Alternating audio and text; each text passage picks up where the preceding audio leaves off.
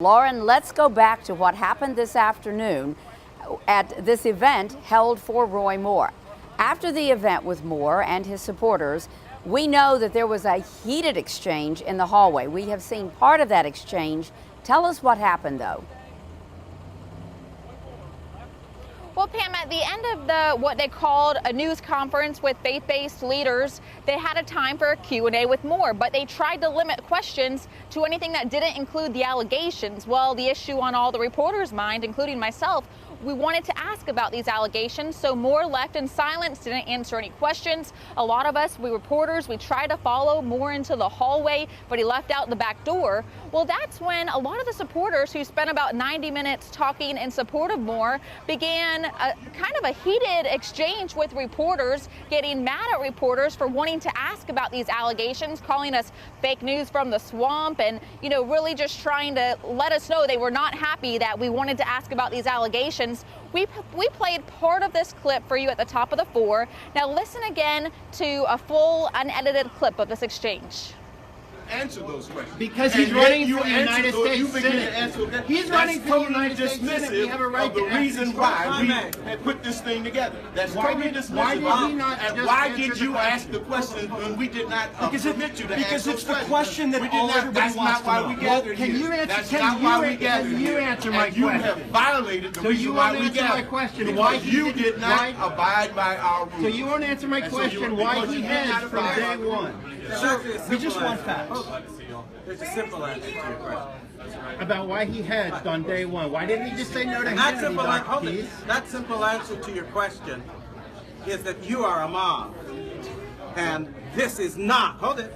And you prove yourselves a mob because in a courtroom, when the question right now, you can't even stop now. You can't even let an answer be given. Because you're not giving me one. I am. You just listen for it. When the judge, and in this case, I think when the person who had the mic looked at you and said what the judge would say, you refused to stop your abuse. Asked and answered again and again. He could answer that question 1,000 times. And if 1,000 accusations were made, he could answer every one 1,000 times. And you would prove yourself a liar. Where is the proof? Where is the proof from Judge Moore? That's precisely the question. Dr. G, you haven't but why don't? And this is an illustration. Wait. This is an illustration. This is an illustration of what I said in my talk. Really? It is not up to Judge Moore to provide the truth. It is up to those who accuse in this country. And we will not let you strip him of his personal rights, of his personhood, the way you have stripped our unborn children. You're also ignoring my question. You're ignoring the question.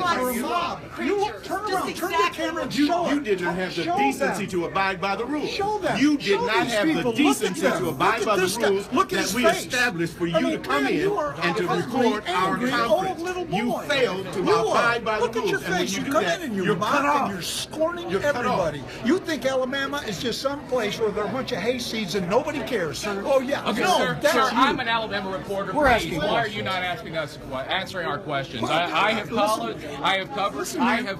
Look at the mob. Just get the camera on the mob right here.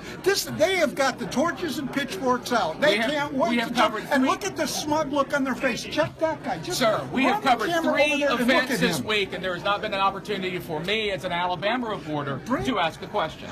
So explain to me this. Oh, look at this. Just look at this. You aren't even looking. What, are you too busy to look? Look at the mob. These people are sick, in desperate need of Jesus, and they hate, and so they come out with argument ad hominem. Look at your face. If I had a mirror to show you what you look like and show you how angry you are, it's crazy. Issues. Yeah. All right, so what did you get? Did you get the answer?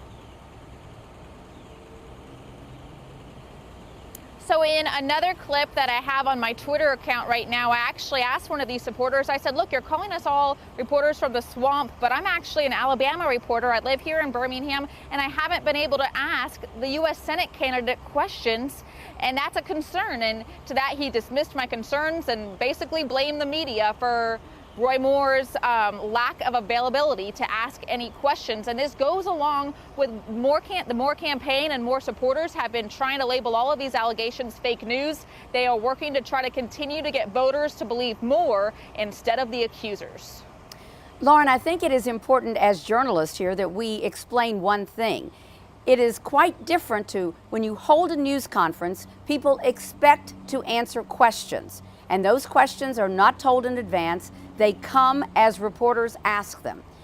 We have people on our Facebook page right now saying they don't like our coverage of this because Moore has answered questions. The difference is that Roy Moore has come up and made statements, but he has not taken questions. You cover this every day. Would you agree with me on that?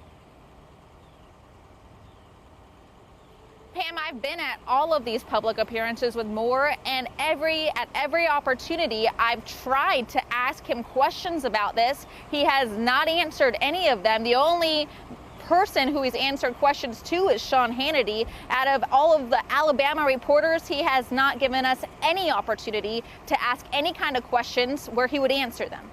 Lauren Walsh reporting live this afternoon. I know you're going to stay on this story. One major theme of this afternoon's faith event was advice to Alabama voters to not let anyone else tell Alabamians how to vote. The Alabama Republican Party chair just released a statement this afternoon that does read in part, Alabamians will be the ultimate jury in this election, not the media or those from afar. Well, that is exactly the sentiment political scientist Dr. Natalie Davis expected. You tell the people of Alabama that they can't do something, they sure as heck will. And if you apply it to today, you wonder, is the National Republican Party telling the people of Alabama what they cannot do? That is, you cannot elect this guy Moore. And will they say, heck with you? That, of course, we will not know until December 12th. But this afternoon, Roy Moore accused Mitch McConnell of trying to steal this election.